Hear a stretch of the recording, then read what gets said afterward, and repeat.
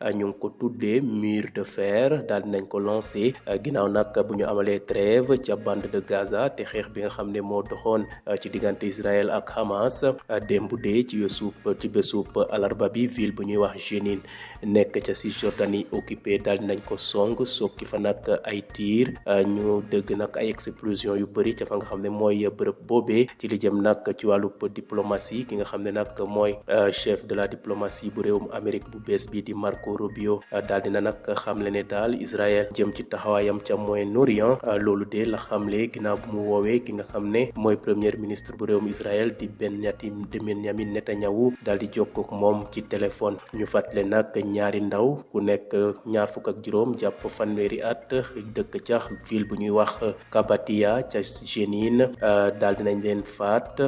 ca la nga xam ne moo jëm ci cong yooyu force israélienne nag ñoom ñoo def ni mel ka xam ne loolu mooy ministère de la santé bu réewum Palestine ginnaaw bu mu fësalee xibaar yooyu ca Telegram alarba ba ci ngoon nag israéliens daal dinañu wër ab kër ba nga xam ne mu nga nekk ca ville Bourkine ñu daal di fa nag sokki ay missile tiire ko ak ay drone ba tax na nag kenn daal dina fa am gaañu yu métti ña xam le ni mel mooy agence de presse palestinienne bu ñuy wax Wafa.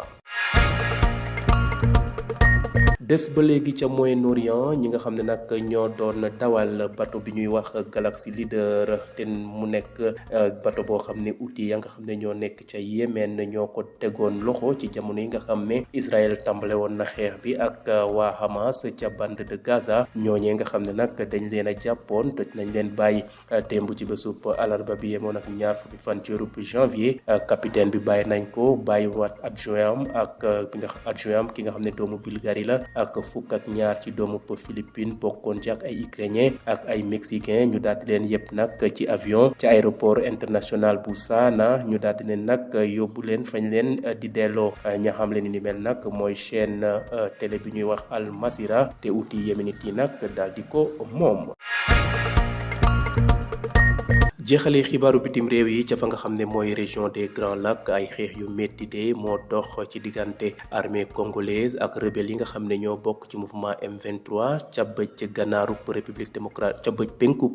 démocratique bu Congo porte-parole armée ba nag wax na ne de armée congolaise ak groupe armé yi daal xeex ba daal tax na ba ñi nga xam ne ñoom ñooy rebelle M23 daal dinañu am buntu ca fa nga xam ne mooy ville bu ñuy wax Béré-Mana nekk ca Nord Kivu ak Minova ca nekk ca bëj Saalumu Kivu ci bésub talaata gi waaye nag ñi nga xam ne ñooy waa Rwanda ñi nga xam ne ñoom ñooy jàppale waa M23 waa Congo daal ki nga xam ne mooy seen ministre yore wàllu communication di Patrick Muyaya xamle na ne daal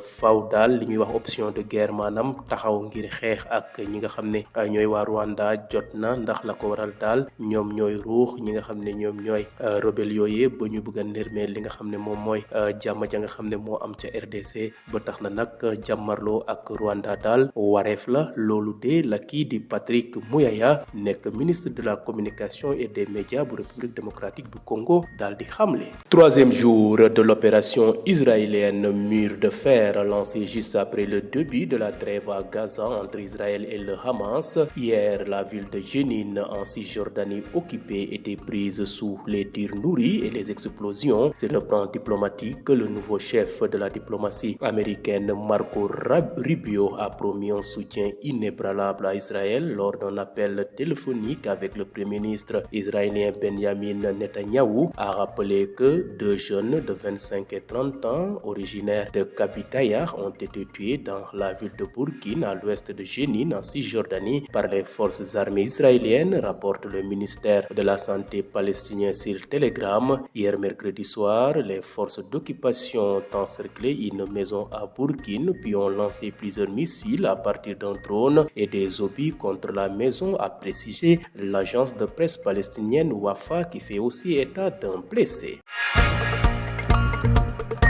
Restons toujours au Moyen-Orient où les membres d'équipage du Galaxy Leader, le navire saisi par les rebelles Houthis en marge des attaques menées contre les bateaux liés à Israël dans la foulée de la guerre à Gaza, ont tous été libérés mercredi 22 janvier. Le capitaine et son adjoint bulgare, 17 Philippins, des Ukrainiens et des Mexicains ont quitté l'aéroport international de Sanaa à bord d'un avion omanais, a affirmé en soirée la chaîne Al-Masirah affiliée aux Houthis yéménites.